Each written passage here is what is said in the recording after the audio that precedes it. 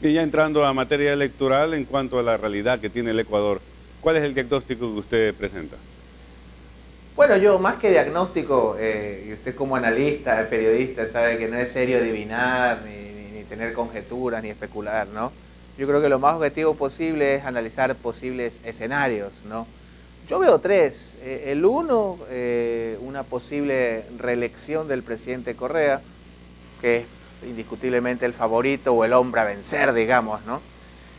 Con complicaciones en la Asamblea, sin duda alguna, que no la tiene solo el gobierno, sino todos los movimientos, ¿no? No está claro cómo va a quedar configurado el mapa de la Asamblea Nacional, y es un ejercicio electoral interesante. El segundo escenario que yo podría ver es que se dé una eventual segunda vuelta con un candidato, digamos, de derecha, ¿no? Pero para ser el contendor del presidente Correa, hay que ser el abanderado de la oposición. Y yo no creo que a estas alturas podamos decir que es Guillermo Lasso, que es el ingeniero Gutiérrez, o el mismo Mauricio Rodas, que acaba de aparecer. Entonces, en ese contexto, podría haber una segunda vuelta, siempre y cuando se consolide un contendor. Y el tercer y último escenario que podría darse también es que la elección se polarice entre izquierdas. ¿Por qué no? En este caso, la opción de Alberto Acosta y la del presidente Correa. Y ahí se haría un ejercicio interesante. ¿Se imagina usted o a nuestros radioescuchas con la radio o televidentes que eventualmente en ese escenario el presidente Correa sería el candidato moderado, digamos, ¿no? Y usted se imagina las cámaras, los gremios apoyando al presidente Correa en ese eventual escenario. En político, en elecciones, gana el que llega, el que logra llegar a la emotividad del electorado más que el raciocinio. En ese sentido, ¿el presidente Correa ya tiene asegurado esa emoción del electorado? Las cosas hay que decirlas, ¿no? Con mucha objetividad. Yo creo que los medios de comunicación, cuando nos dan espacio a los analistas, debemos extender el ejercicio de la cátedra. Yo soy docente, bueno, no es la primera vez que tenemos el honor de estar en este estudio. Soy docente en la Universidad Pontificia de Salamanca, en la Universidad Autónoma de México, y creo que nuestro deber como docentes, tanto en nuestro país, es ser lo más objetivo posible. E indiscutiblemente, Rafael Correa, más allá de lo que podamos cuestionar, porque estamos en democracia, tiene un sustento muy fuerte, muy sólido de gestión efectiva. Y eso se refleja en que sea el favorito y que tenga un niveles de aceptación sumamente altos. Según Roy Campos, una encuesta ahora muy interesante en México, el presidente Correa es de los mejores evaluados en el hemisferio occidental, tiene cerca de 80% de aceptación en su gestión, que no se refleja en intención de voto. Ojo, no es lo mismo. Pero obviamente él tiene un sustento muy sólido y muy fuerte en materia de gestión, que es lo que la gente evalúa, ¿no? Sin dejar obviamente de cuestionar, ¿no? Yo creo que sea un ejercicio interesante en el cual la gente está contenta con el presidente como tal y cuestiona naturalmente un poco a Rafael, a la persona, a su carácter, pero se lo acepta. Bien, en términos generales, cualquiera sea la candidatura, presidencia, asambleísta, ¿se necesita tener dinero para enfrentarla o puede haber alguna alternativa más barata para lograr ganar? Muy buena pregunta. Para mí, le hablo desde lo personal, desde el ejercicio profesional, hemos capacitado, dictado docencia, cursos con varias universidades en la región y en el mundo para parlamentarios en estados federales en México, en Venezuela, etcétera. Y yo he llegado a una conclusión de que el tema del dinero en la política es como los caballos más o menos, ¿no? La gente apuesta a un caballo que empieza a hacer bulla, a un caballo que empieza a hacer novedad. Si por ejemplo los tres caballos de siempre llegan primero, la gente tiene una línea de apuesta. Pero si el sexto caballo de repente llegó tercero, la gente empieza a apostar. Lo mismo es la política. Yo creo que en la política, cuando hay un mensaje firme, sólido, consolidado, una estrategia que va por buen camino, el dinero empieza a llegar. Así que yo no creo que el dinero sea un factor para desesperarse. Obviamente es importante, es útil, pero cuando se va por el buen camino empieza a llegar y los apostadores de la política aparecen. La tecnología últimamente juega un papel muy importante, primordial, inclusive las redes sociales ha ayudado mucho a los candidatos a poder llegar con un mensaje a los conciudadanos. En esta jornada electoral que se avecina es importante, es primordial. Totalmente, totalmente.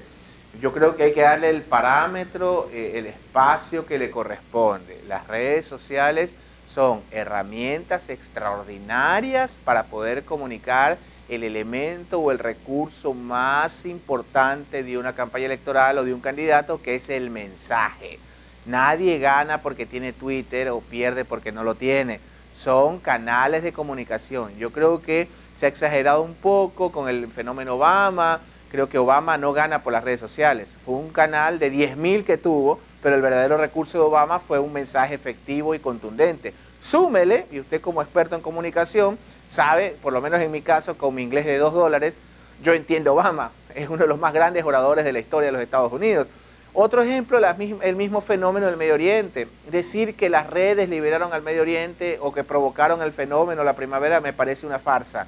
Se occidentalizó el problema, es decir, que en Ecuador nos enteramos, en Europa se enteraron, en Estados Unidos se enteraron, es una cosa.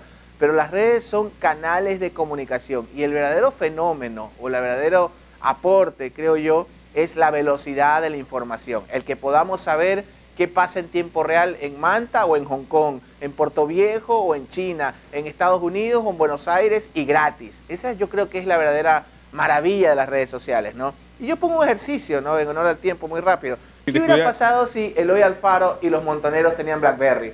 ¿Qué pasaba si Bolívar y San Martín tenían BlackBerry? Entonces yo creo que el verdadero fenómeno es la velocidad de la información. Sin descuidar también a los medios de comunicación en todo sentido. Tradicionales, totalmente. Ya. Hoy más que nunca vigentes en América Latina. La radio, herramienta extraordinaria. Yo siempre digo a los políticos, dejen de soñar con realidades ajenas. La radio es una herramienta maravillosa, barata, efectiva. Usted se puede entrenar. Usted no tiene para un experto en media training. Llévelo a su candidato a 4 entrevistas en radio a ver que sale poco menos que experto. Entonces, es el mensaje que debe de llevar. Pongamos un ejemplo hipotético, un contendor de Rafael Correa que ya tiene ganado su mensaje, ya calado en la lucha de las clases, los pelucones son los enemigos, la partidocracia también. ¿Cómo debe llegar un candidato contendor con un mensaje o con mensajes? De pronto lo recomendable es el mismo mensaje y repetirlo. ¿Cómo debe llegar? O doblar la oferta, ¿no? Interesante cuestionamiento. Mire, yo creo que las oposiciones en general en nuestras patrias latinoamericanas, en Venezuela, en Bolivia, en Ecuador o en Nicaragua, donde se dan estos fenómenos, yo diría que socialistas más que populistas, ¿no? Para mí esa palabra creo que es muy básica, es muy simple para analizar estos fenómenos políticos. Yo creo que las oposiciones cometen un error, el cual es sustentar su mensaje en anticorreísmo puro, en antichavismo puro, y no centrarlo un poco en una agenda ciudadana, ¿no? El ejemplo clásico es la libertad. La libertad es una agenda del siglo XVIII, del siglo XIX, de la libertad conversaban nuestros padres fundadores. Hoy la gente tiene otras agendas, educarse, vestirse, seguridad. Yo creo que el verdadero enemigo no es Rafael Correa o la oposición, es la seguridad. Entonces Osvaldo, lo ideal es centrar la agenda en temas ciudadanos. Osvaldo, aquí en la política ecuatoriana, en las jornadas electorales que tiene el país, además del mensaje, también tiene que ver mucho el clientelismo, las ofertas, lo que se puede regalar o lo que se puede dar a la ciudadanía. En este caso, ¿qué opina usted respecto a ese elemento, a ese factor que acogen varios candidatos, que es el bono de desarrollo humano? ¿Se pretende burlarse de pronto de la gente? ¿Se pretende encariñar o ilusionar a todo el conglomerado, al electorado en sí?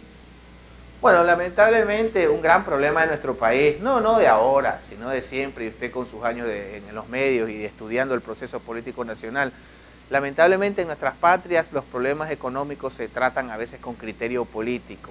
Pero eso es muy de las economías o de los países occidentales. Usted ve que Obama, por ejemplo, eventualmente hizo un giro de timón en la política migratoria y de repente ya con las cientos de miles de órdenes de deportación de jóvenes estudiantes, de un plumazo lo borró. Y eso para la sociedad norteamericana, con otros tiempos, con otros ritmos, fue aparentemente igualmente criticado como una medida demagógica, clientelar, etcétera. Yo creo que en la política es como el box. Pongo un poco este ejemplo grotesco porque en lo personal no me gusta ese deporte, pero en el box el retador, para poder despojar de la corona o del cinturón al campeón, tiene que noquearlo. Lo mismo en la política, lamentablemente. Entonces, cuando usted empata en el box, o en los gallos, como para que la gente de nuestros pueblos rurales nos entienda un poco, cuando el gallito, el animalito retador, para poder ser campeón, tiene que quebrar o doblar o noquear al campeón. Entonces, en ese contexto, los empates no sirven en política cuando tú eres retador. Bien, muchas gracias por su presencia, Osvaldo. No, muchas gracias. Un gran saludo a esta provincia y encantado de verlo. Muy bien, Osvaldo Moreno, conferencista internacional de política, compartió información con ustedes. Vamos a la pausa y seguimos con la información deportiva.